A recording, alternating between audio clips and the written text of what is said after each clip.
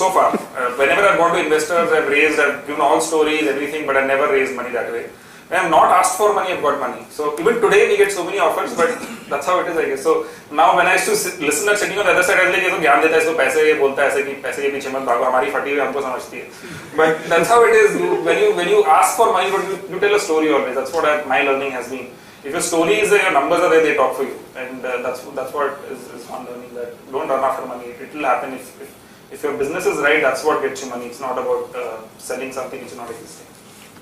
So I think I still believe it's very unique what happened to you, right? Yeah, it's not very typical, no. right? I mean, imagine yourself in a situation where you had actually gone ahead and signed the document. You were going to sign I won't use the word baniya again, but on Saturday, things would be different, right? Very, very different.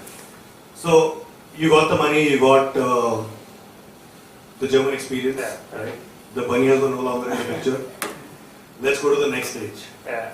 So delivery, though, we agreed on $2 million of funding, and that was going to be put in like 3 tranches. In 6 months, they were going to put in 3 tranches. But they had a unique structure of doing 100% takeover of the local company and giving you shares in the German company.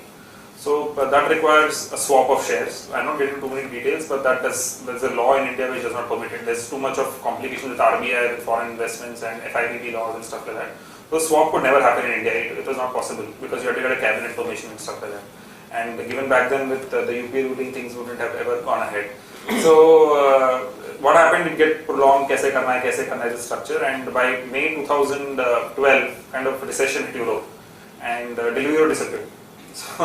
So they just stopped talking to my mails, and we had 70 lakhs in our account and no equity given, nothing. We had to do, because of the legal work, we gave them some equity because that's how the law says in India. If FDI comes in, you have to allot in certain days.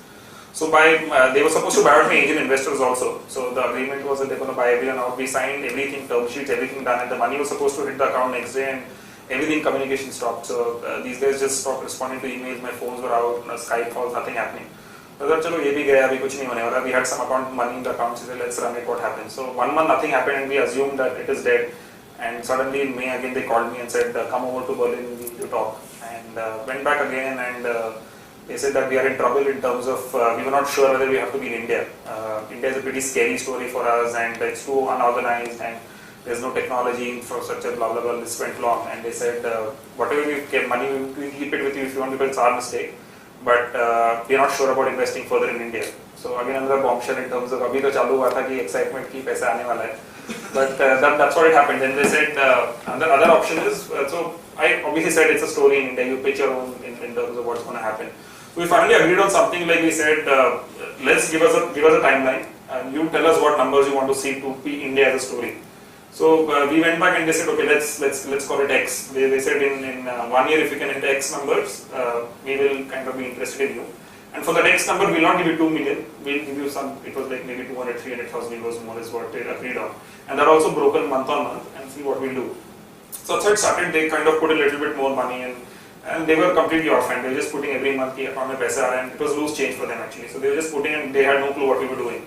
And things were rolling on as it was, and I think 2012 Diwali time, same time, October, we were close to a target. We had to achieve a number for them to seem interested.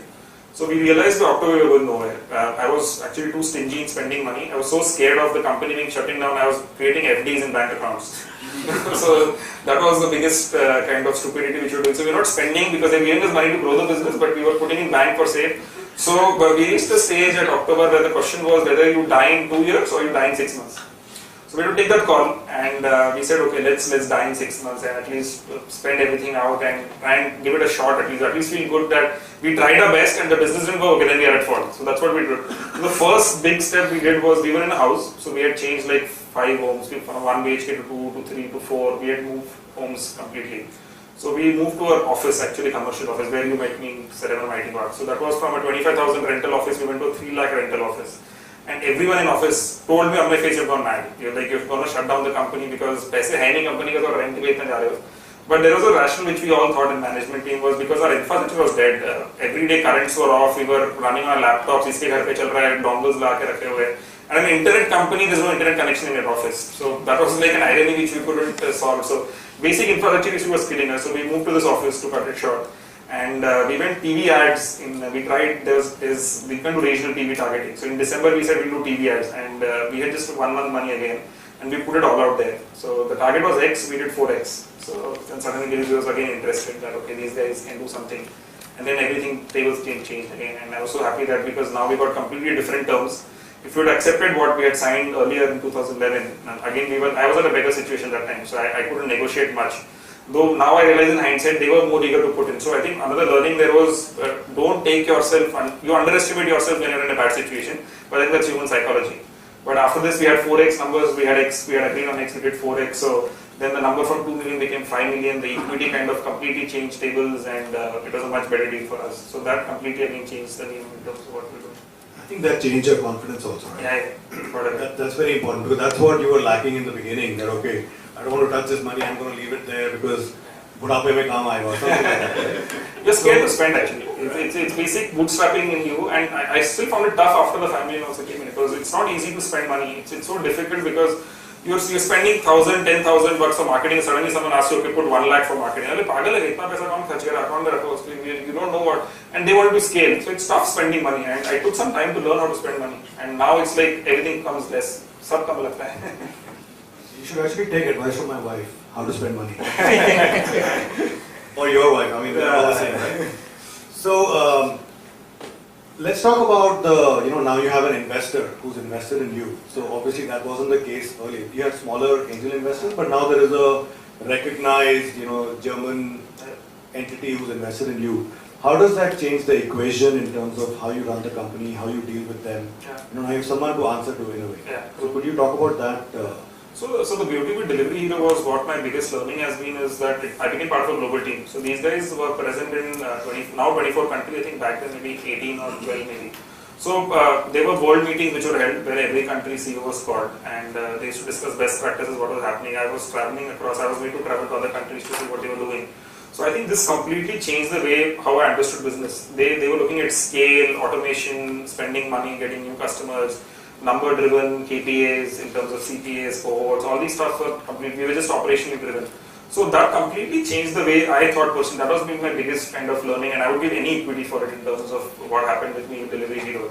So with 2012 coming in, these guys putting a lot of money, they were more serious now about the business. So obviously they're a strategic investor, they're not a financial investor.